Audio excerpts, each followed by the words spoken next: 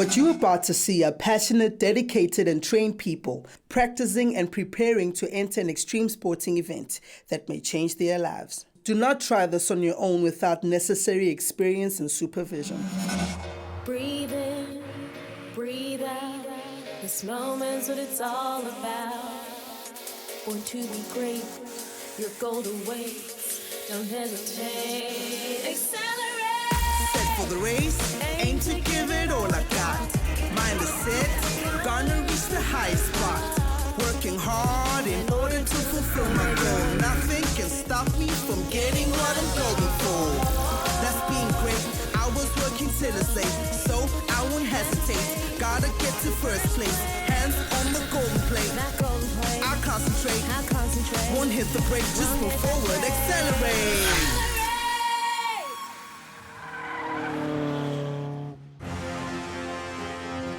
Last week we met two new extreme athletes. We saw how 9-year-old Tholakele prepares for an inter-provincial figure skating competition. She's got a bit of downtime now, so we'll catch up with 11-year-old motorbike racer Slade. He is currently preparing for his local club championship. Will he be able to accelerate his way to the top? Let's find out.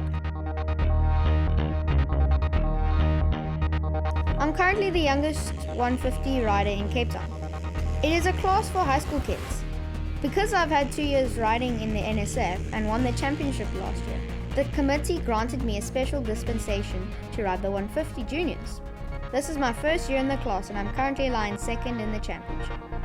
The difference between the two bikes is the NSF is 100cc and the 150 is 150cc. cc is like the engine capacity.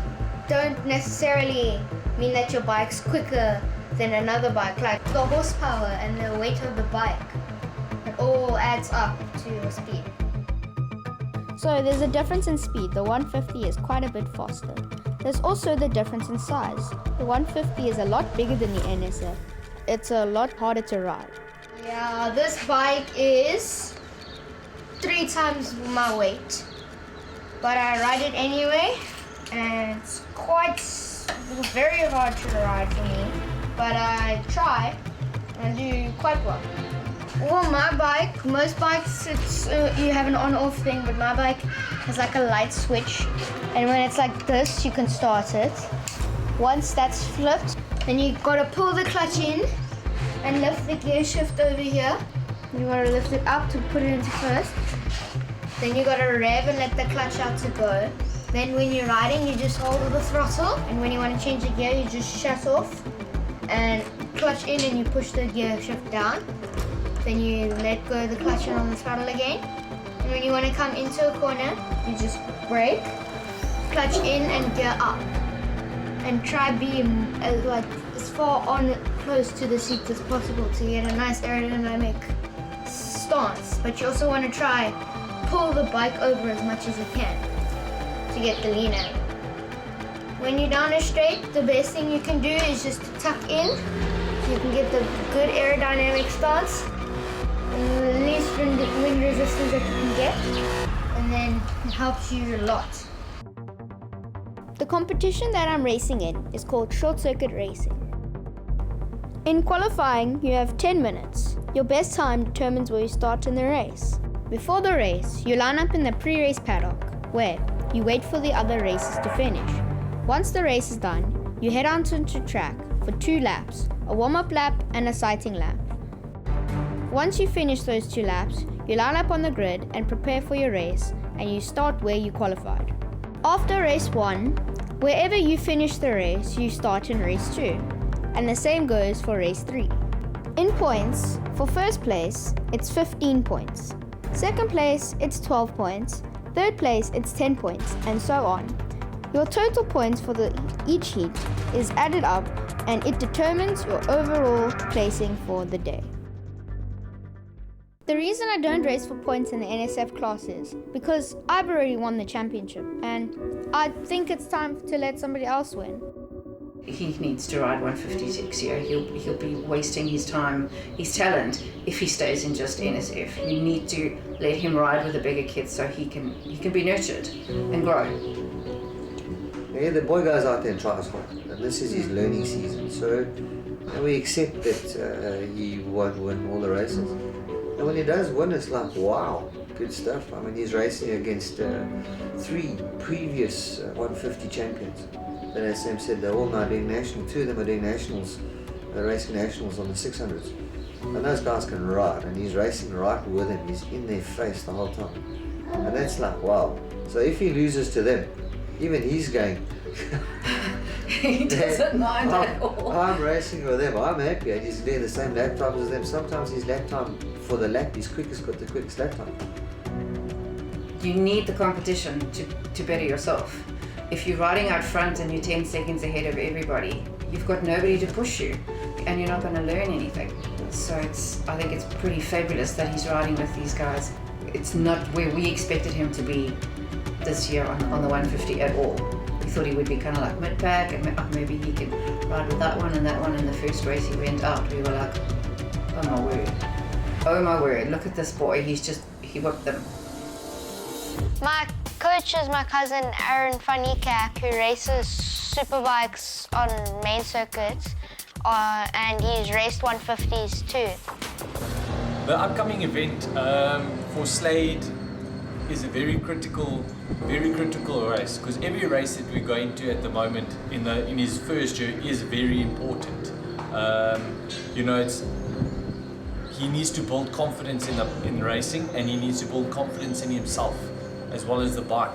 So the better he does, the more confidence he gets, the harder he's going to push in the future. So every race, is a very critical race for us at the moment. So it's his rookie year, and we just want him to take it race by race and enjoy himself mostly. He has got a good chance of winning.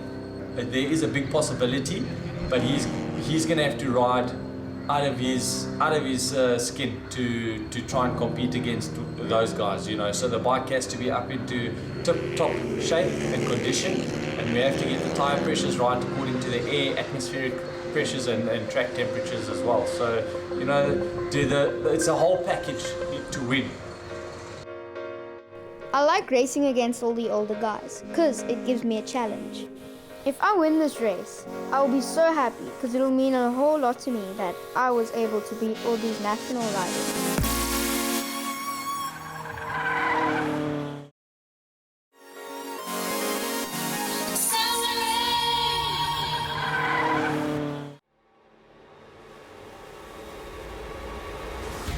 Today is race day.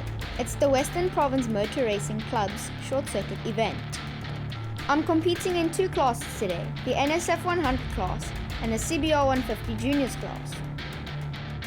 Today, I'm going to race the NSF class to give the other riders some competitive experience. I'm not going to get points for it because I'll be helping the other riders. My main focus will be the 150 Juniors. So, altogether, I'll be doing 6 races, 3 in each class. On the NSF, I qualified in pole position. In the 150 Juniors, I came 5th in qualifying. Being the youngest rider, I think I did okay. The reason we do qualifying is so that whoever does the fastest time qualifies in a different place on the grid. Whatever time you did will determine where you start. After qualifying, we have a rider's briefing. During rider's briefing, the clerk of the course will introduce new riders, and then we will discuss the race meeting ahead. After rider's briefing, I head into my first race. My first race of the day is the NSF 100 class. I gear up and make my way to the starting grid.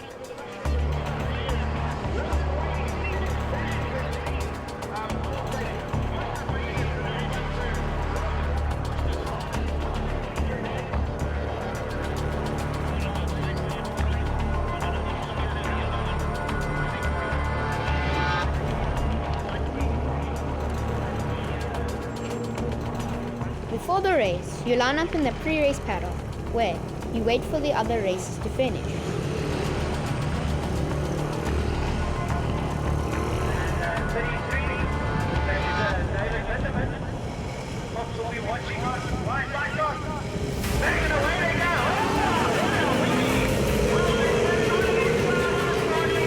After a few laps, I slip into second for much of the race. The NSF is not much of a challenge for me. because I've been riding them for over 2 years and it's great fun.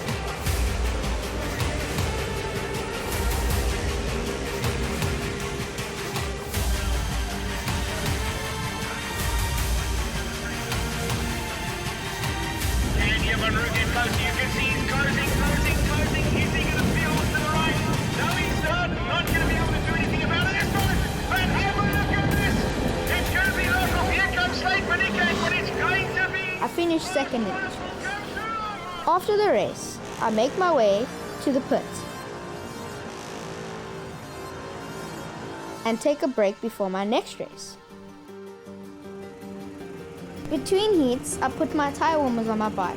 You use tire warmers so that the more heats in your tire has, the better grip you have when you start the race. My next race is the 150 Juniors first race. I'm very nervous. I'm up against experienced national riders who are a lot older than me.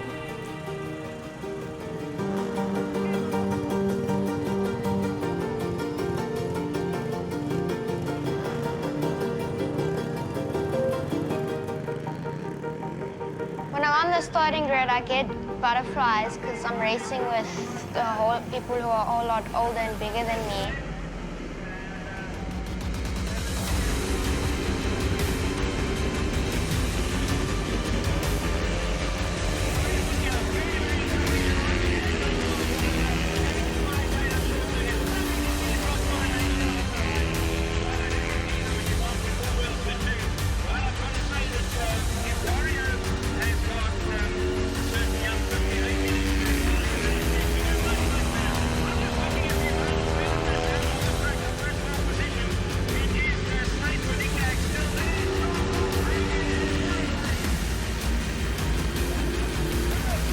I finished third in this race, which I'm very happy with.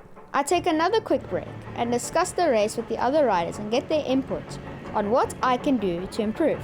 My mom and dad also gave me some advice for my next races.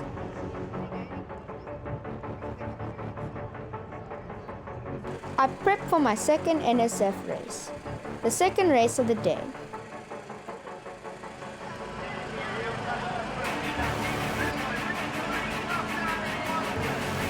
The NSF is a keyless bike, so you have to push start it to get it going.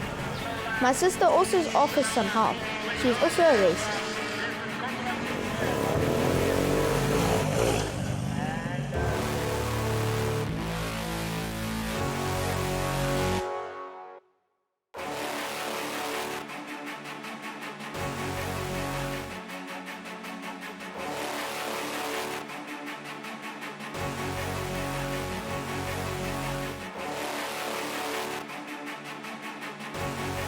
Right, they get engaged the first gear. On pole is that man, Mr. Luckle.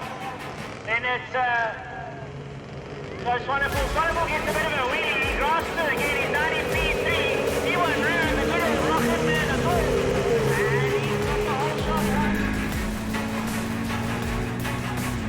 Brady looks around the outside. It looks as though it might be Luckle who's gone through on Johan Rook. I'm not sure as they hit the bus stop now.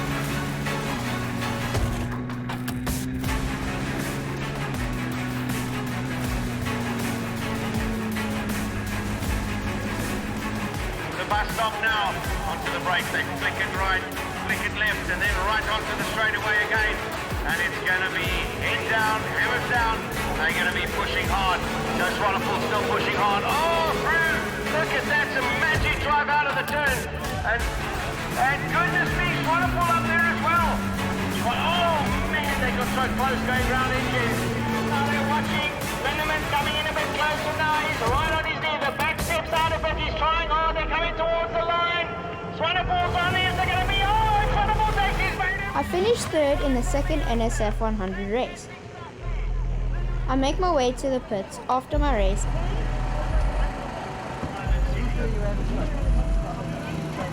and get ready for my next 150 race.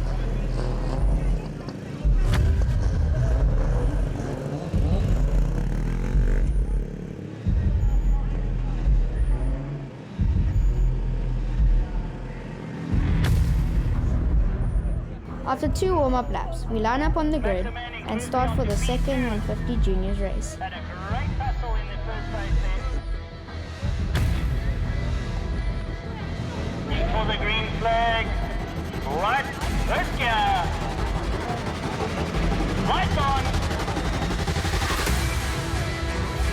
I do get quite nervous when I'm riding with some of the older boys because they're very fast and they're very aggressive.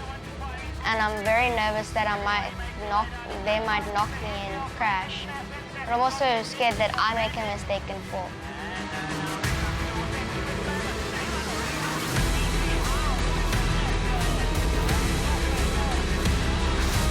I do get very annoyed in a race sometimes because you're riding with people who race nationals and who are much older than you and they pull a gap. It gets very annoying.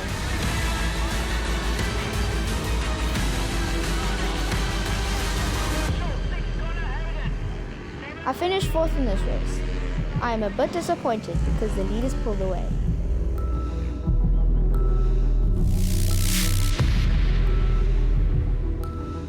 I took a break and got on my bike ready for the next race, the 3rd and final NSF race of the day.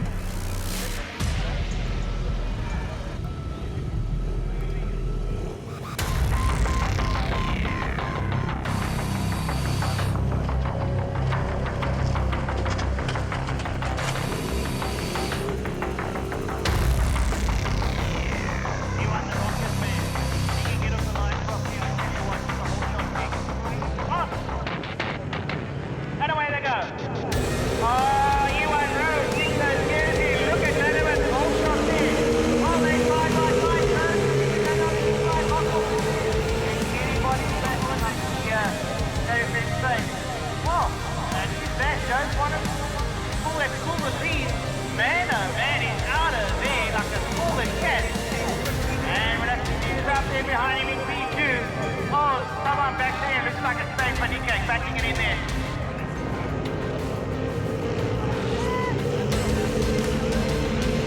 Right, yeah, there comes Joe's Wonderful. He's knock off into P2. Slade takes the guy, Couple join the corner. Joe's Wonderful's going to hold on to P2. E1 Ruby on the inside, knock off on the inside. What's going to happen? They come to the line. It's going to be Joe's Wonderful. Randall and lock off. I won this one. My mom told me to show them how it's done, so I rode like I would if I was racing for points.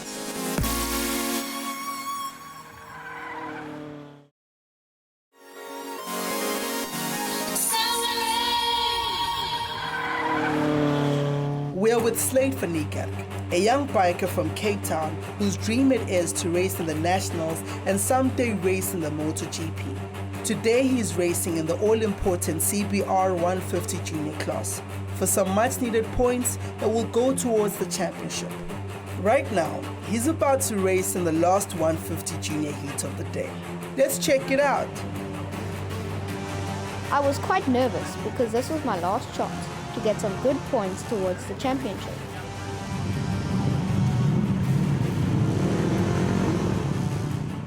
Before the race, we were in pre-race paddock. I feel very nervous, but I also do feel quite excited.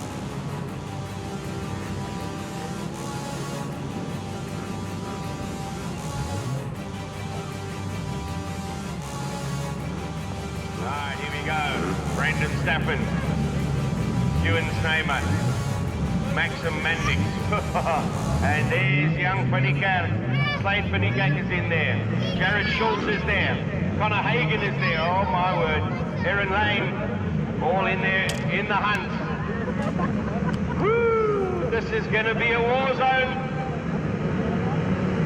They're all in it to win it. And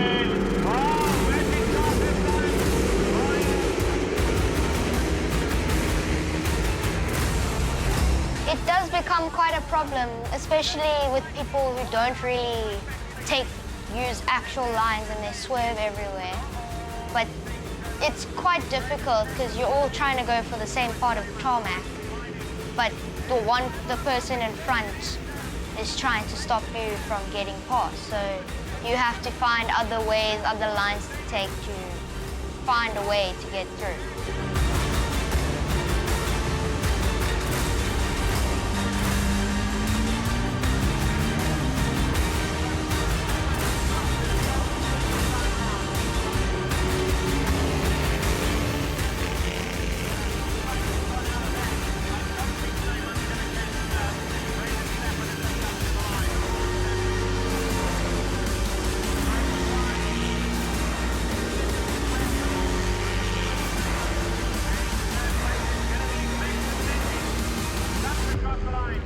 came fourth again in the last race. I feel better because I improved my lap time.